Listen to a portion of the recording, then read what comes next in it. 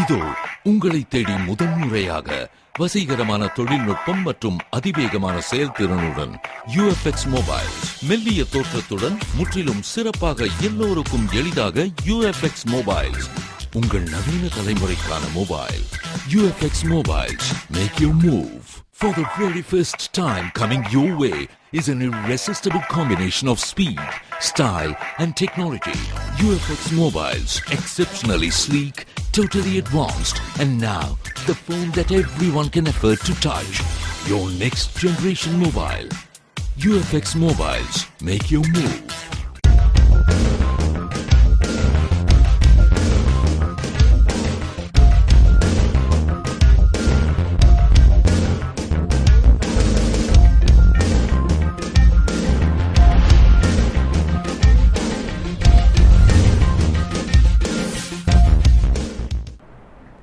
வணக்கம். புதுவையில் இந்த மாதம் சிவப்பு நிற ரேஷன் அட்டைதாரர்களுக்கு கூடுதலாக 1 லிட்டர் மண்ணெண்ணெய் வழங்கப்படும் என்று குடிமைப்பொருள் வழங்கல் துறை இயக்குநர் அறிவித்துள்ளார்.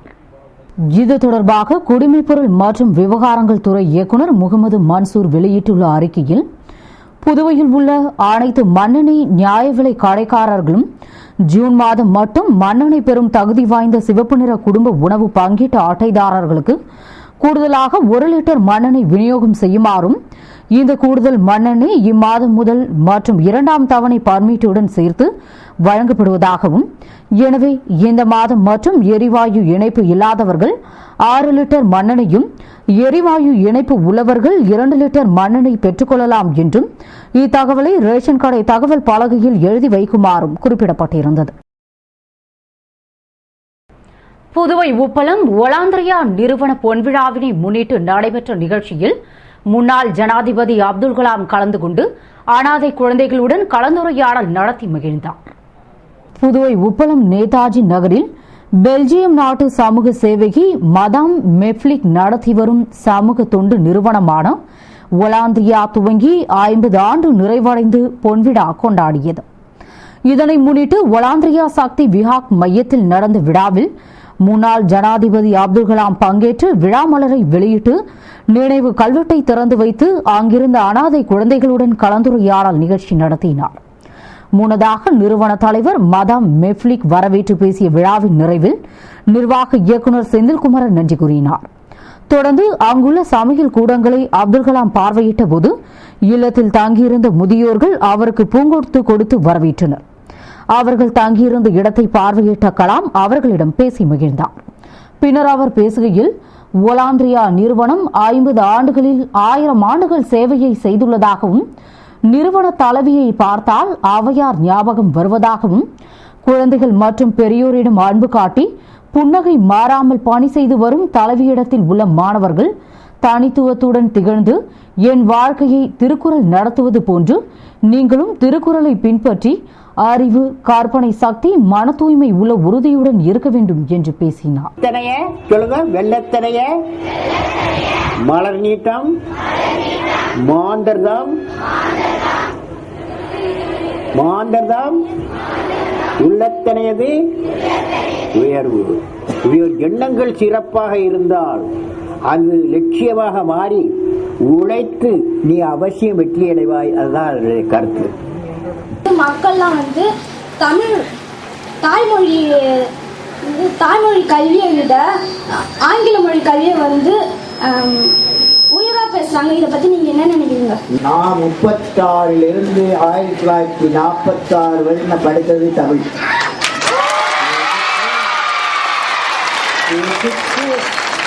மேத்தமெட்டிக்ஸ் கணக்கு எல்லாம் தமிழ்ல தான் படித்தேன். தமிழ்ல படிச்சுட்டு அப்புறம் இன்டர்மீடியேட்ல போனேன், இங்கிலீஷ் வந்துடுச்சு. அப்போ நான் என்ன சொல்றேன், இது வெரி இம்பார்ட்டன்ட். எல்லாருக்கும் மிக முக்கியம். தாய்மொழியில 10ஆம் கிளாஸ் வரையில படிக்க வேண்டும். தாய்மொழியில் 10ஆம் கிளாஸ் வரை எல்லா தாய்மொழியும். புதுவை அரியாங்குப்பம் பாரதியார் பல்கலைக்கூட தீ விபத்தால் சேதமடைந்த பகுதிகளை அமைச்சர் தியாகராஜன் பார்வையிட்டு மணிமண்டபம் சுற்றுலா தலமாக்கப்படும் என்று கூறினார். புதுவை அரியாங்குப்பத்தில் உள்ள பாரதியார் பல்கலைக்கூடத்தில் தானே புயலால் சாய்ந்து போன மரங்கள் ஆங்காங்கே குவிக்கப்பட்டிருந்த நிலையில் திடீரென மரங்கள் தீப்பிடித்து எரிய துவங்கியது. தகவல் அறிந்த தீயணைப்புத்துறை வீரர்கள் வந்து போராடி தீயை அணைத்தனர். இதுகுறித்து அரியங்குப்பம் போலீசார் வழக்கு பதிவு செய்து விசாரணை நடத்தி வருகின்றனர். இதனை அறிந்து வனத்துறை அமைச்சர் சம்பவ இடத்திற்கு சென்று பார்வையிட்டு மீண்டும் மரங்களால் தீ விபத்து ஏற்படா வண்ணம் வனத்துறையினருக்கு மரத்தை அகற்ற உத்தரவிட்டார் மற்றும் மரக்கன்றுகள் நட நடவடிக்கை மேற்கொண்டார். தொடர்ந்து பராமரிப்பின்றி கிடந்த பாரதியார் மணிமண்டபம் சீரமைக்கப்படுவதை பார்வையிட்டார்.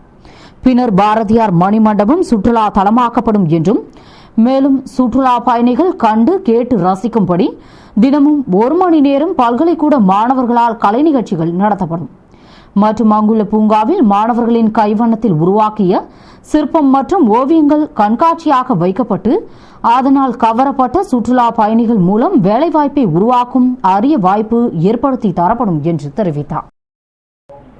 புதுவையில் கல்வி கட்டணத்தை குறைக்க வலியுறுத்தி இந்திய மாணவர் சங்கத்தினர் ஆர்ப்பாட்டத்தில் ஈடுபட்டனர். புதுவை நேரு வீதி மற்றும் மகாத்மா காந்தி வீதி சந்திப்பில் பல்கலைக்கழகம் கல்வி கட்டணத்தை உயர்த்தியதற்கு எதிர்ப்பு தெரிவித்தும் வெளிநாட்டு பல்கலைக்கழகங்கள் இந்தியாவில் துவங்குவதற்கு மத்திய அரசு அனுமதி வழங்கக்கூடாது என வலியுறுத்தியும் இந்திய மாணவர் சங்கத்தினர் மாநில தலைவர் ஹரிஹரன் தலைமையில் மாநில செயலாளர் ஆனந்த், துணைத் தலைவர் ரஞ்சித்குமார், இந்திய ஜனநாயக வாலிபர் சங்க மாநில செயலாளர் சரவணன் முன்னிலையில் ஆர்ப்பாட்டத்தில் ஈடுபட்டனர். நிர்வாகிகள் பலரும் கண்டன உரை நிகழ்த்திய ஆர்ப்பாட்டத்தில் சங்க நிர்வாகிகள் மாணவர்கள் திரளாக கலந்து கொண்டு கோரிக்கைகளை வலியுறுத்தி கோஷமிட்டு ஆர்ப்பாட்டம் செய்தனர். புதுவை உழவர்கரை தொகுதியில் வாய்க்கால் மேம்படுத்தும் பணியினை பூமி பூஜையுடன் அமைச்சர் பன்னீர்செல்வம் துவக்கி வைத்தார். புதுவை உழவர்கரை தொகுதிக்கு உட்பட்ட பசும்பொன் நகரில் உள்ள வடிகால் வாய்க்கால்களுக்கு கவர் ஸ்லாப் வடிகால் மேம்படுத்துதல் மற்றும் வடிகால் வாய்க்காலை ஒட்டியுள்ள பகுதிக்கு மண்ணடிப்பதற்கு சட்டமன்ற உறுப்பினர் தொகுதி நிதியில் இருந்து 9 லட்சம் மதிப்பீட்டில் திட்டமிடப்பட்டு அதற்கான பூமி பூஜை விழா நடைபெற்றது. விழாவில் உள்ளாட்சித்துறை அமைச்சர் பன்னீர்செல்வம் சிறப்பு விருந்தினராக கலந்து கொண்டு பூமி பூஜையுடன் பணியினை துவக்கி வைத்தார். நிகழ்ச்சியில் பொறியாளர்கள், ஊர் முக்கிய பிரமுகர்கள், என்ஆர் காங்கிரஸ் பிரமுகர்கள் மற்றும் பொதுமக்கள் கலந்து கொண்டனர். காஞ்சிபுரம் சங்கரராமன் கொலை வழக்கு விசாரணையை வரும் 13ஆம் தேதிக்கு தள்ளி வைத்து புதுவை நீதிமன்றம் உத்தரவிட்டுள்ளது. காஞ்சிபுரம் வரதராஜ பெருமாள் கோவில் மேலாளர் சங்கரராமன் கொலை வழக்கு புதுவை நீதிமன்றத்தில் மீண்டும் விசாரணைக்கு வந்தது. அப்போது குற்றம் சாட்டப்பட்ட 24 பேரில் விஜயேந்திர, ரகு, சுந்தரேச ஐயர், அப்பு உள்பட 17 பேர் ஆஜரானார்கள். ஜெயேந்திரர் உள்பட 7 பேர் ஆஜராகவில்லை. அதுபோன்று மனுதாரர் சார்பில் பத்மா, ஆனந்த சர்மா ஆகியோர் உடனிருந்தனர். விசாரணையில் போலீஸ் பாதுகாப்பு, வழக்கு மறு விசாரணை, அரசு தரப்பு வழக்கறிஞர் தேவதாஸ் மாற்ற வேண்டும் போன்ற மனுக்கள் மீது விசாரணை நடைபெற்றது. அப்போது நீதிபதி ஏற்கனவே பாதுகாப்பு வழங்கப்பட்டு விட்டதாகவும் வழக்கை மறு விசாரணை செய்ய நீதிமன்றத்திற்கு அதிகாரம் இல்லை, அதுபோன்று வழக்கறிஞரை மாற்றவும் அதிகாரம் இல்லை என்றும் வேண்டுமானால் உயர்நீதிமன்றத்தை அணுகி உத்தரவு பெற்று வரலாம் என்ற அவர் வழக்கு விசாரணையை 13ஆம் தேதி தள்ளி வைத்து உத்தரவிட்டார். மாண்புமிகு தலைமை நீதிபதி முன்பாக காஞ்சிபுரம் வரதராஜ பெருமாள் கோயில் மேலாளர் சங்கரராமனுடைய கொலை வழக்கு விசாரணைக்கு வந்தது. இன்று 2 மனுக்களை தாக்கல் செய்த சங்கரராமனுடைய மனைவியும் அவருடைய வழக்கறிஞர்களும் இன்று மாண்பு நீதிபதிகள் அறிவுறுத்தின்படி இன்று வழக்கு மன்றத்திலே வந்து ஆஜராயிருந்தார்கள்.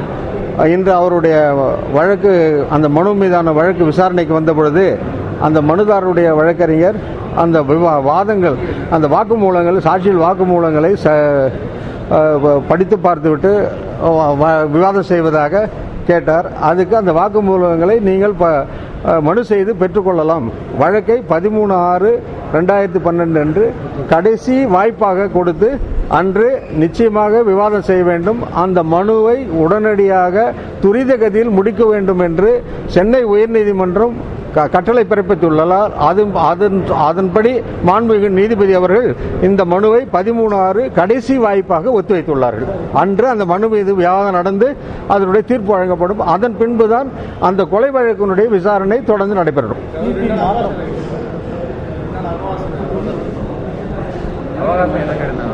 இல்லை, அந்த மனு போடுறதுக்கு நீங்கள் வந்து அது வழக்கு இது நீதிமன்றத்திலே மனு தாக்கல் செய்து அந்த வாக்குமூலங்களை பெற்றுக்கொள்ளலாம் என்று கூறியுள்ளார். அதில் இல்லை அது அது இந்த கோர்ட்டுக்கு அதிகாரம் இல்லைன்னு சொல்லிட்டாங்க. அவங்க வந்து அதுக்கு மனு போடலை, அவங்க கேட்டாங்க. புதுவை தூய இதய ஆண்டவர் பசிலிக்கா ஆண்டு பெருவிழா சிறப்பு திருப்பலி மற்றும் கொடியேற்றத்துடன் துவங்கியது. புதுவை ரயில் நிலையம் அருகே உள்ள தூய இதய ஆண்டவர் பசிலிக்காவில் ஆண்டு பெருவிழா கொடியேற்றத்துடன் துவங்கியது.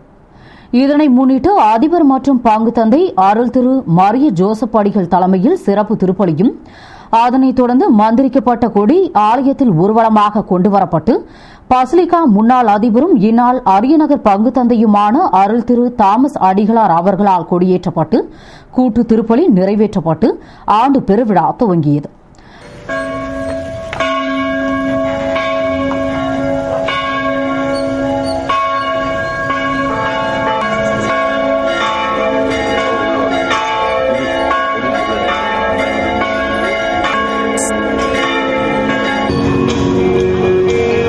விழாவில் கிறிஸ்துவ மக்கள் திரளாக பங்கேற்று பிரார்த்தனை செய்தனர். விழாவிற்கான ஏற்பாடுகளை அதிபர் மற்றும் பங்கு தந்தை ஜோசப் அடிகள் தலைமையில் துணை பங்கு தந்தை குழந்தைராஜ், பங்கு பேரவை உறுப்பினர்கள், அருட்சகோதரிகள், தன்னார்வ தொண்டர்கள் மற்றும் பங்கு மக்கள் செய்திருந்தனர். புதுவை வில்லியனூர் கூடப்பாக்கம் சாலையில் வசிக்கும் நரிக்குறவர்களிடம் பறவைகளை வேட்டையாடக்கூடாது என்று வனத்துறை அதிகாரிகள் அறிவுறுத்தினர். புதுவை வில்லியனூரை அடுத்துள்ள ஊசுட்டேரி பறவைகள் சரணாலயமாக விளங்குகிறது. அதில் பல்வேறு நாட்டைச் சேர்ந்த பல வகை பறவைகள் வந்து செல்கின்றன. அவற்றை அங்குள்ள நரிக்குறவர்கள் வேட்டையாடுவதால் அதனை தடுக்கும் நடவடிக்கையாக வனத்துறை அதிகாரி சிவகுமார் தலைமையில் ஊழியர்கள் கூடப்பாக்கம் சாலையில் வசித்து வரும் நரிக்குறவர்களை சந்தித்து பறவைகளை வேட்டையாடக்கூடாது என்றும், பாதுகாக்கப்பட்ட பறவைகளை வேட்டையாடுவது சட்டப்படி குற்றமாகும். மேலும் இந்த குற்ற செயலுக்கு 3 முதல் 7 ஆண்டுகள் வரை சிறை தண்டனையும் 25,000 வரை அபராதமும் விதிக்கப்படலாம் என அறிவுறுத்திய அவர்கள் வனத்துறை சார்பில் விழிப்புணர்வு துண்டு பிரசுரத்தை வழங்கினர். மேலும் இதனையும் மீறி வேட்டையாடினால் நடவடிக்கை எடுக்கப்படும் என எச்சரித்தனர். பல்வேறு விதமான வனவிலங்குகள், பறவைகள் மைக்ரேட் ஆகி புதுச்சேரிக்கு வந்துட்டு இருக்குங்க இந்த சீசனில். இதை பயன்படுத்தி நிறைய பறவைகளை வேட்டையாடதான் எங்களுக்கு தகவல் வருது. இந்த கூடப்பாக்கம் வில்லியனூர் ரோட்டில் நிறைய பேர் பறவைகளை அடித்து விற்கிறதா கேள்விப்பட்டிருக்கோம். இதெல்லாம் தடுக்கும் பட்சத்தில் இன்றைக்கி நாங்கள் இவங்களுக்கு ஒரு விழிப்புணர்வு ஏற்படும் பட்சத்தில் எங்களுக்கு நோட்டீஸ்லாம் கொடுத்து இந்த மாதிரி பறவைகள்லாம் வேட்டையாடக்கூடாதுன்னு சொல்லியிருக்கோம். இது மட்டும் இல்லாமல் நான் எல்லாருக்கும் தெரிவிக்கிறது என்னென்னா, வனத்துறை மூலம் பறவைகளை வேட்டையாடுதும் விலங்குகளை வேட்டையாடுதும் வனவிலங்கு சட்டம் 1972 கீழ் மிகப்பெரிய குற்றமாகும். மீறுவோர் மீது 3 முதல் 7 ஆண்டுகள் வரை சிறை தண்டனம், 25,000 அபராதமும் விதிக்க நேரிடும். அதனால யாருமே பறவைகளையும் வனவிலங்குகள். இத்துடன் செய்திகள் நிறைவடைகின்றன. வணக்கம்.